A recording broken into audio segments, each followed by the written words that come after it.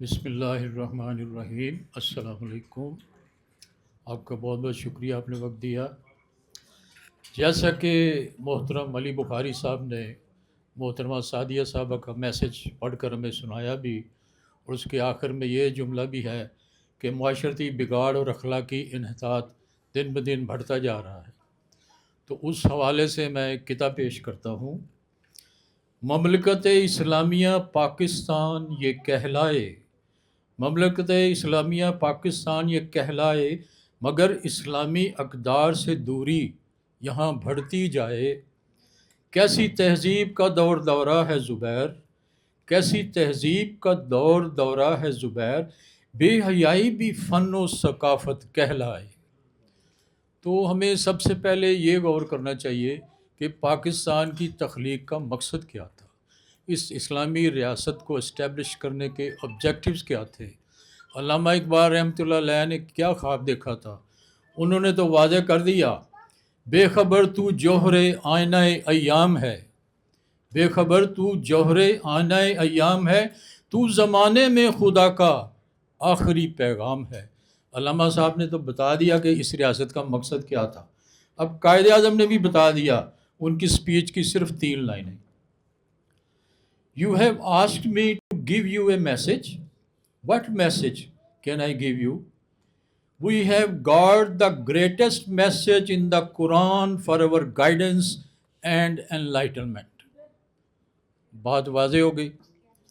اب جب ہم کتاب ہدایت قرآن پاک کی طرف جاتے ہیں تو سورہ انعام میں اللہ سبحانہ و تعالیٰ فرماتے ہیں، وَلَا تَقْرَبُوا وَلَا تَقْرَبُوا الْفَوَاحِشَ ما ظہر منہا وما بطنا، بے حیائی کی باتوں کی طرف کے قریب بھی نہ جانا، خواہ وہ ظاہر ہوں یا پوشیدہ ہوں۔ تو ہر چیز ہمارے لیے اللہ سبحانہ و تعالیٰ نے کچھ حدود اور قیود اور ایک سسٹم ہمیں بنا دیا ہے، جس کی عملی صورت ہمارے آقا سیدنا محمد صلی اللہ علیہ وسلم خاتم النبیین رحمۃ العالمین نے اپنی عملی زندگی سے واضح کر دیا ہے کہ ہمیں زندگی کیسے گزارنی ہے، اور آخرت میں جب اللہ کے حضور پیش ہونا ہے تو کیا لے کے جانا ہے۔ تو ان حدود کو مد نظر رکھتے ہوئے ہی ذرائع ابلاغ کو اپنی حدود بھی متعین کرنی چاہیے۔ واقعی اس میں کوئی شک نہیں، جیسے ابھی ہماری میڈیا سے متعلق محترم خواتین بتا رہی تھیں کہ پہلے کتنے اچھے ڈرامے بچوں کے ساتھ بیٹھ کر دیکھتے تھے، اتنی اس میں اپنا آگہی ملتی تھی، اویئرنیس ملتی تھی، بڑے سبق آموز ہوتے تھے، اور بہت سی بندے میں شعور کو بیدار کرنے والی اس میں ڈائلاگ، مکالمات اور کہانیاں ہوتی تھیں۔ تو اب سلسلہ ہی کچھ ہو رہا ہے۔ اب تو حیرت کی بات ہے کہ فلموں کی طرح ڈراموں میں بھی مکس ڈانس شروع ہو گئے ہیں، گانے شروع ہو گئے ہیں۔ بھئی یہ ڈراموں میں ڈانس لانے کی کیا ضرورت ہے؟ چلے فلم میں پہلے یہ ہوتا تھا یا ہو رہا ہے، لیکن اب تو گھریلو جو ڈرامے دیکھتے ہیں بچے، وہاں بھی جناب وہ ہاتھ میں ہاتھ پکڑ کر ڈانس کر رہے ہیں اور اچھل کود کر رہے ہیں۔ اینی وے جو بھی ہے، تو فنڈنگ کی بھی بات ہو رہی تھی، اس میں کوئی شک نہیں کہ اس میں یقیناً فنڈنگ ہو رہی ہے۔ جناب محترم سراج الحق صاحب کا آپ نے وہ انٹرویو دیکھا ہوگا کہ انہوں نے کہا تھا کہ وہ جب کے پی کی حکومت میں شریک تھے تو انہوں نے کہا ہمارے ساتھ ایک پروجیکٹ کے لیے فنڈنگ کی بات ہوئی کسی فارن انسٹیٹیوشن سے یا یونائٹڈ نیشن سے، تو کافی عرصہ گزر گیا، وہ میں فنڈ ہی نہیں ریلیز ہوئے۔ تو میں نے جا کے ان سے پوچھا کہ جی آپ یہ فنڈ کیوں ریلیز نہیں کر رہے؟ وہ کہہ رہے ہیں جی آپ کو فنڈ کیسے ریلیز کریں، آپ نے تو یہ جو سائن بورڈز لگے ہوتے ہیں فلموں کے، فحاشی کے اور مختلف تصویروں کے، رنگ برنگیوں کے، آپ نے یہ سارے اتروا دیے ہیں اور آپ اس کی مخالفت کر رہے ہیں، آپ اس کو چلنے نہیں دے رہے، تو فنڈ کیوں دیں گے ہم آپ کو؟ تو یہ واقعی حقیقت ہے۔ ایک اور بھی اسکالر خاتون تھی، ان کا میں نے لیکچر سنا، وہ بھی بتا رہی تھی کہ اس کے لیے کیسے فنڈنگ کی جاتی ہے۔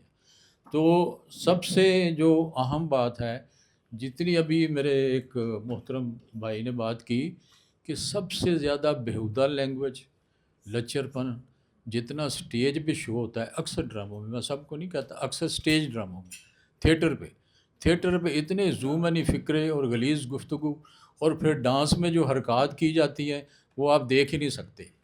اب سینسر بورڈ کدھر گیا؟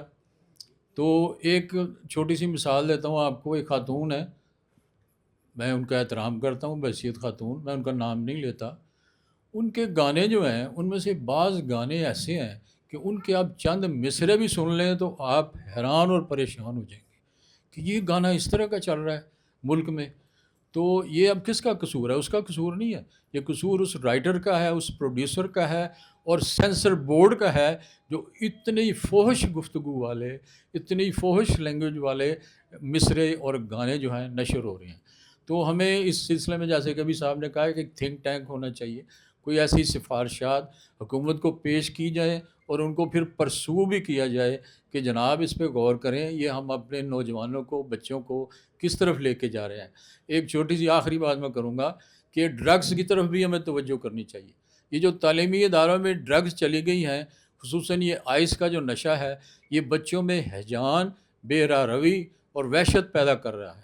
تو اس کے لیے بھی ہمیں آواز اٹھانی چاہیے کہ ہماری نئی نسل کو، ان بچوں کو بچاؤ اس ظلم سے اور اس آفت سے. آپ کا بہت بہت شکریہ.